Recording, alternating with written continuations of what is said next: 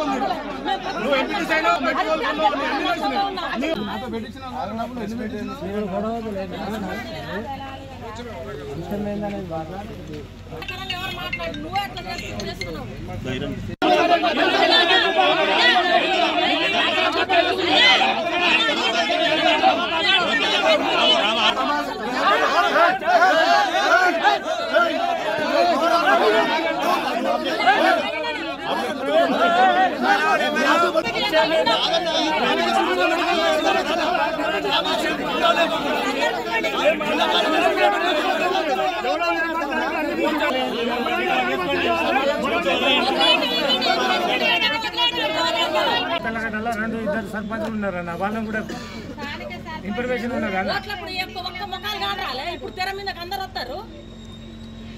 మూడు సార్లు సర్పంచ్ ఆడ ఎగ్జామ్ పెట్టించినావు, అక్కడ బర్చంద్ర గారు తీసుకొచ్చి శ్రీమంతం చేయించినావు, మొత్తం ఫంక్షన్ హాల్లో తెలవదు, మర్చిపోయినావు. ఆయన డబ్బులు పెట్టించినావు,